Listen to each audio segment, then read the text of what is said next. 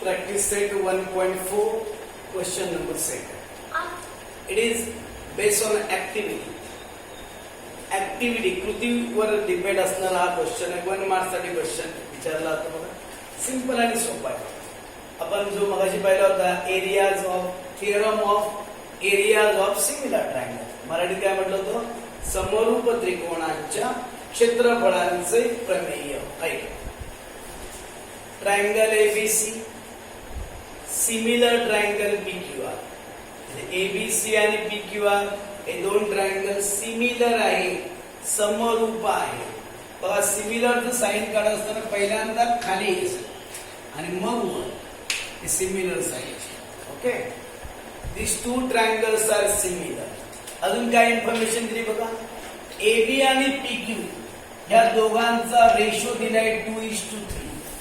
AB is to PQ is equal to 2:3. This one is the given information, and here you can see some boxes are given. हे boxes तुम्हाला complete करायचं. बघा, मी तुम्हाला मगाशी काय सांगितलं होतं? हा थिअरम केव्हा यूज करायचा? दोन गोष्टी लक्षात घ्यायच्या. या थिअरम केव्हा यूज करायचा? दोन्ही ट्रायंगल सिमिलर पाहिजे, एक गोष्ट. आणि सेकंड वन, एक तर एरिया ऑफ ट्रायंगल दिलेला तरी असणार किंवा विचारलेला असणार, तेव्हा हा थिअरम वापरायचा. केव्हा? Two triangles are similar and area of triangle is given or asked. Okay, मग बघा, by theorem of areas of similar triangle. Textbook मध्ये असंच गेलं तसंच लिहून घेतो. Area of triangle ABC upon area of triangle PQR. इकडे बघा, एरियाचा रेशो काढलेला आहे. मग एरियाचा जर आपण रेशो काढला तर करस्पॉन्डिंग साइडचा स्क्वेअर करायचा. जर इथे आपण एबीचा स्क्वेअर केला, मग इथे कोणाचा स्क्वेअर येणार आहे? पीक्यूचा स्क्वेअर येणार. मग एबी अपॉन पीक्यू किती व्हॅल्यू बघा? 2:3 आहे ना. म्हणजे 2 चा पण स्क्वेअर आणि 3 चा स्क्वेअर. 2 चा स्क्वेअर 4, 3 चा स्क्वेअर 9. संपला. किती सिंपल आहे. Next one. हा या ऍक्टिव्हिटी बेसवरच क्वेश्चन आहे, पण मी तुम्हाला काहीतरी शॉर्ट मध्ये सगळ्या गोष्टी दिलेल्या आहेत. तुम्हाला कळणार नाहीये म्हणून मी कम्प्लीट सॉल्व्ह करूनच दाखवतो आहे. एक्झाम मध्ये जर ऍक्टिव्हिटी बेसवर क्वेश्चन असेल तर जेवढं त्या क्वेश्चन मध्ये तुम्हाला जे ऍक्टिव्हिटी मध्ये बॉक्स दिलेले आहेत तेवढंच लिहावं लागतं. कम्प्लीट लिहायची गरज नाहीये, पण तुम्हाला ऑलरेडी कळलं पाहिजे म्हणून मी पूर्ण कम्प्लीट दाखवतो कशा प्रकारे आन्सर आहे. What is the given information? You can see here. Triangle ABC is similar to triangle PQR. हे दोन ट्रायंगल सिमिलर आहेत, समरूप आहे. Area of triangle ABC is 80. Area of triangle PQR is 125. You can see here. Area of ABC is given. Area of triangle PQR is also given, and they have asked AB upon PQ. हे तुम्हाला find करायचं आहे शेवटी final. बघा, तुम्ही लक्षात घ्या. दोन ट्रायंगल सिमिलर दिलेले आहेत आणि एरिया ऑफ ट्रायंगल दिलेले आहेत. बघा, म्हणून इथे आपण वापरतोय by theorem of areas of similar triangle. समरूप त्रिकोणांच्या क्षेत्रफळाच्या प्रमेयानुसार. बघा, हे सांगितलं होतं. बघा, area of triangle ABC, area A for area of triangle ABC. कसं रीड करतात बघा? Area of triangle ABC upon area of triangle PQR is equal to. इथे जर आपण एबी स्क्वेअर घेतला, इथे कोण येणार आहे? PQ square. एक लक्षात घ्या, एरियाचा रेशो घेताना करस्पॉन्डिंग साइडचे स्क्वेअर करावे लागतात. हे लक्षात घ्या. स्क्वेअर नाही केला तर मार्क्स मिळणार नाही. Okay, area of triangle ABC 80 दिला होता. एरिया ऑफ ट्रायंगल पीक्यूआर पण दिलेला आहे. बघा किती आहे? 125. हे आहे सर. इथे 80 आहे, इथे 125. या दोघांना आपण 5 ने डिवाइड केलं. 80 ला 5 ने डिवाइड केलं. बघा, 80 ला 5 ने डिवाइड केलं. 5 1 जा 5, 5 1 1 5, 8 मधून 5 गेले 3 राहतील 0. 5 6 जा 30, 5 30, 16 आलं. तसंच याला पण 125 ला 5 ने डिवाइड केलं किती आलेलं आहे 25. रफ पेजवर करून बघा. इथे 16 आलं, इथे 25 हेच लिहिलं बघा. AB फक्त लिहिताना उलटलेला हा पोर्शन इथे लिहिला बघा. AB square upon PQ square दिसते आपल्याला इज इक्वल टू कोण आलाय 16 अपॉन 25. तुमच्या लक्षात येतं का इथे दोन्हीकडे स्क्वेअर आहेत का आणि 16 आणि 25 हे पण स्क्वेअर आहे. सांगा मला 16 कुणाचा स्क्वेअर आहे 4 चा स्क्वेअर आहे आणि 25 कुणाचा स्क्वेअर आहे 5 चा स्क्वेअर आहे. म्हणून by taking square root Marathi लिहिलं बघा वर्गमूळ काढ. मग इथे फक्त काय घ्यायचं AB, इथे फक्त काय घ्यायचं PQ. म्हणून AB upon PQ is equal to 4 upon 5. 4 कुठून आले कळलं का 16 कुणाचा स्क्वेअर आहे 4 चा म्हणून 4. 25 कुणाचा स्क्वेअर आहे 5. कारण आपण इथे लिहिलं बघा स्क्वेअर रूट काढायचे होते. लक्षात आलं दोन्हीकडचे स्क्वेअर घालून टाकायचे आणि 16 आणि 25 कुणाचे स्क्वेअर आहे ते लिहायचे. म्हणून आन्सर आलं AB upon PQ is equal to 4 upon 5. Textbook मध्ये देत असताना ही स्टेप एक घेतलेली आणि डायरेक्ट आन्सर दिलेले लक्षात घ्या. पण तुम्हाला हा टॉपिक कळण्यासाठी म्हणून एक पूर्ण घेतलेला आहे. नेक्स्ट 4th क्वेश्चन बघा. सिंपल क्वेश्चन आहे बघा. इथे पण बघा triangle LMN similar triangle PQR. What is given LMN आणि PQR हे दोन ट्रायंगल सिमिलर आहे. QR 20 दिलेला आहे. MN तुम्हाला फाइंड आउट करायचं आहे.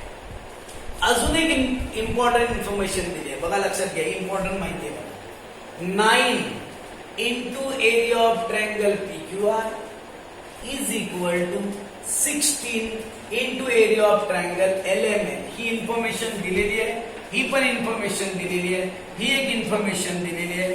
तुम्हाला फक्त MN फाइंड करायचं. 9 इंटू म्हणजे याचा मिनिंग कळतो का तुम्हाला एरिया ऑफ ट्रायंगल PQR ला 9 ने मल्टिप्लाय केलं तर जेवढा मल्टिप्लाय येणार तेवढाच मल्टिप्लाय कोणाचा येणार एरिया ऑफ ट्रायंगल LMN आणि 16 यांचा मल्टिप्लाय. ही इन्फॉर्मेशन तुम्हाला दिलेली आहे. बघूया या इन्फॉर्मेशनचा कसा यूज केला. एक काम करा you have to take the ratio the areas of triangle to one side. Area of triangle एका साइडला घ्या आणि जे अंक डिजिट्स आहेत ते एका साइडला घ्या. लक्षात ठेवा इथे एरिया ऑफ ट्रायंगल PQR आहे का एरिया ऑफ ट्रायंगल LMN याला मल्टिप्लाय होतं. याला इकडे घेतल्यावर काय होणार अपॉन होतील.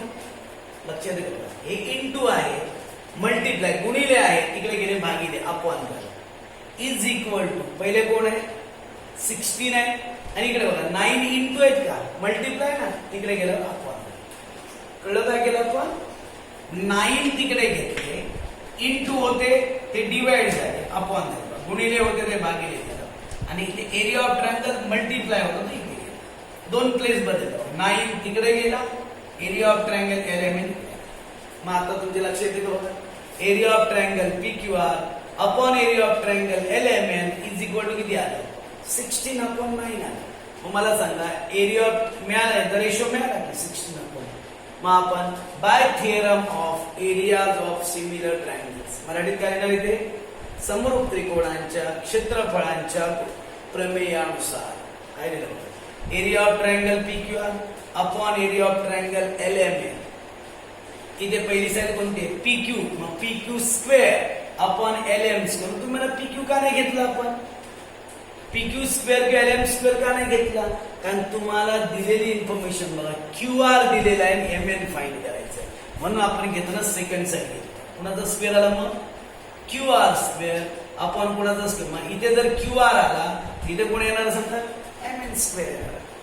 बघा मला सांगा area of triangle PQR upon area of triangle LMN ची व्हॅल्यू किती आहे किती आपण फाइंड केली आहे 16 अपॉन आहे दिसेल का तुम्हाला इथे ही व्हॅल्यू टाकली इज इक्वल टू QR किती दिला होता मला 20 आणि MN तुम्हाला फाइंड करायचं. इथे पण तुमच्या लक्षात येतं बघा इथे दोन्हीकडे स्क्वेअर आहे 16 आणि 9 हे पण स्क्वेअर आहे बघा 16 कुणाचा स्क्वेअर आहे 4 चा 9 कुणाचा स्क्वेअर आहे 3 चा म्हणून इथे लिहिलं दिसतंय तुम्हाला टेकिंग स्क्वेअर रूट वर्गमूळ काढू.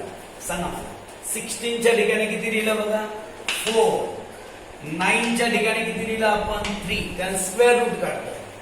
इथे दोन्हीकडे स्क्वेअर घालून टाकायचे म्हणजे किती येईल फक्त 20 आपण फक्त कोण येईल बघा mn. कळलं स्क्वेअर रूट कसं काढलं.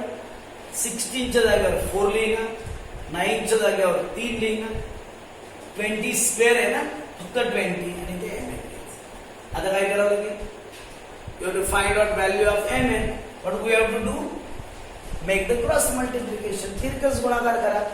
mn ला 4 ने मल्टिप्लाय करा, 3 ने 20 ला मल्टिप्लाय करा. Therefore mn is equal to 3 into 20 upon 4. Into 4 आहेत का गुणिले 4 तिकडे गेला तर भागिले होणार आहे. 4 1 जा 4, 4 5 जा 20, 4 1 4, 4 5 20. या 3 आणि 5 चं मल्टिप्लाय करा 50. बघा mn is equal to 50. Simple आणि सोपे क्वेश्चन आहेत बघा. खूप वेळ पण लागणार नाही. पण एक लक्षात घ्या तुम्हाला या गोष्टी पहिल्यांदा समजून घ्यायच्या आहे. हो तर एका पेजवर ज्या ज्या आपल्या कन्सेप्ट आपण पाहिलेल्या आहेत त्या एकदा समजून घ्या. मगाशी पण मी सांगितलं बघा बीपीटी थेरम, प्रमाणाचे मूलभूत प्रमेय, अँगल बायसेक्टर प्रॉपर्टी, कोनदुभाजकाचा गुणधर्म, property of 3 parallel lines and their transversals, 3 समांतर रेषा आणि त्यांच्या छेदिका यांचा गुणधर्म. आता आपण हा पाहिला बघा theorem of areas of similar triangle, समरूप त्रिकोणांच्या क्षेत्रफळाचे प्रमेय. हे बघा या काही गोष्टी ह्या ज्या कन्सेप्ट ज्याला आपण म्हणतो ह्या तुम्हाला कळल्या तरच तुम्हाला हे एक्झाम्पल सॉल्व्ह करता येतील. नाहीतर मग अवघड वाटतं.